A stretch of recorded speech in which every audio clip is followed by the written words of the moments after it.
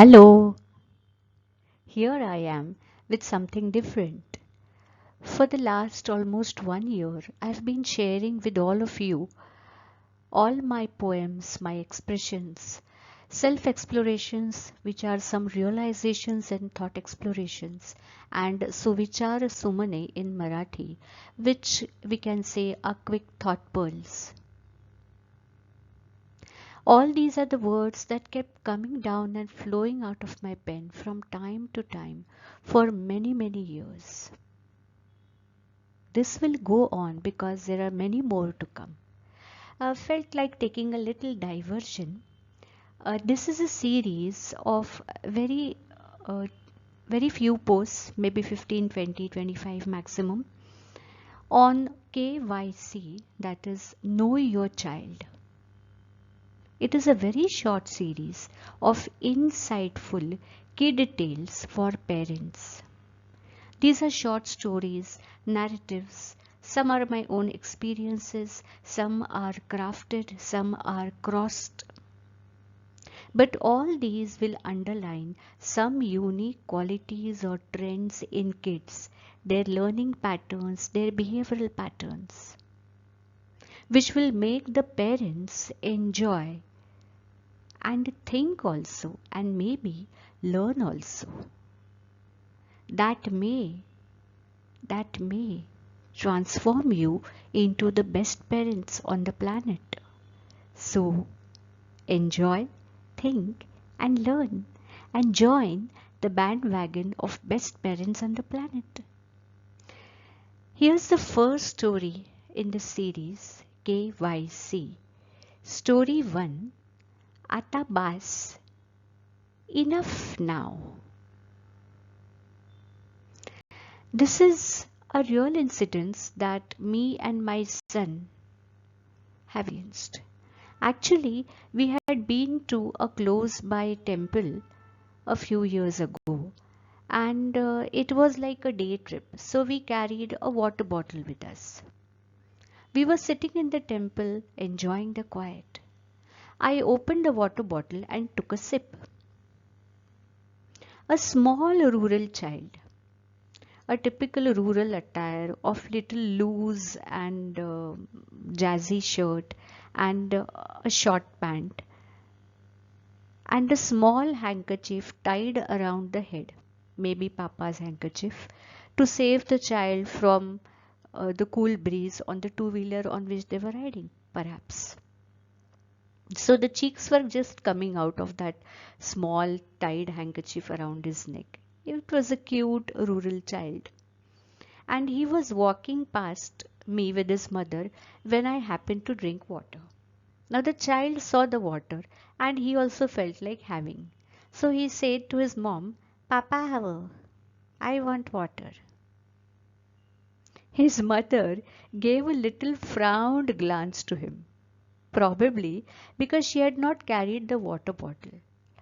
They may be staying somewhere very close by, and therefore she must have anticipated that the child won't need water now. For me, it was a very simple thing to give water to the child. So I very naturally extended my water bottle towards the mother so she could give the water from the bottle to the child. Now, none of us also had a glass because we had just got the bottle, and the mother was without anything, just walked by into the temple besides her house, perhaps. Very unwillingly, she squatted and she took the bottle from my hand and she poured a little water into the cork of the PET bottle. Now imagine how big the cork would be. It could take not more than 5, 6, 7, 8 drops of water. Then she asked her son to open his mouth and look up so that she could pour the water so the child doesn't touch the cork bottle. Jala in Marathi we call it varun pani pina. Not to touch the lips to the bottle or to the container or to the glass. The child raised his head up and the mother poured the water in his mouth from the cork. Hardly 3-4 drops must have gone in his mouth and the rest got spilt on his collar. Still, The child was very anxious because he had caught the mother's um, anxiety, or the mother's not very pleasant gesture on him asking the water. It was a very young child. But that is what I would want to bring to the notice of all, that children very quickly catch the mood of the parents.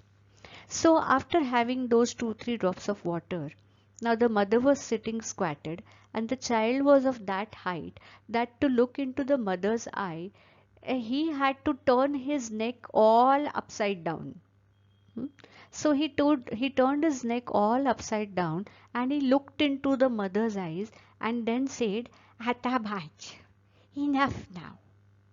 He had taken just 3 or 4 drops of water.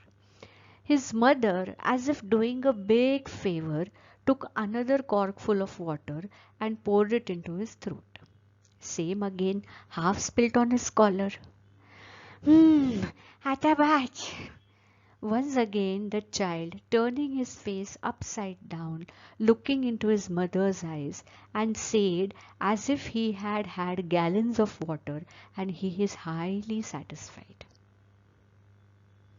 His mother corked the bottle, handed it over to me, and sheepishly smiled and went away with the child. An incident of not more than 2 minutes is my permanent memory because it kept me thinking then, and it keeps me thinking even now. A genuine, extreme basic and a very simple urge of the child, water. Just because he saw me drinking the water, he felt like having water. It was not a very big crime, and in whatever 5-6 drops that dripped from the cork in his mouth, how much of his thirst must have quenched? He must have necessarily wanting little more water.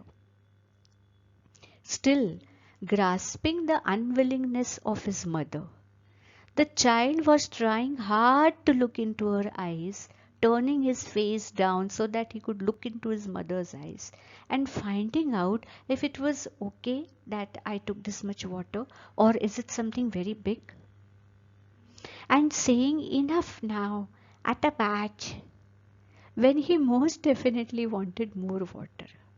That was just out of the urge to please her, soothe her. It leaves me thinking always. Pleasing parents is an inherent urge for children. In early years, they tend to do or say what makes their first role models, their parents, happy. Unknowingly, they will always say what their parents will appreciate. But as parents, we need to think, whether do we restrict our children more than necessary? Most of the times under the names of safety or discipline.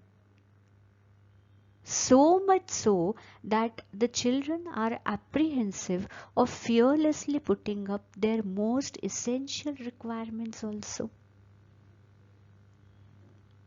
Will all such kids be able to express their priorities openly when it comes to it? When we claim to have given complete freedom, have we really created the trust in their heart to take it? Will they take that freedom which we claim to give? Do we need to think seriously about this? Thanks for tuning in. I'll share some more such very short stories. Atabat. Bye. Keep tuned.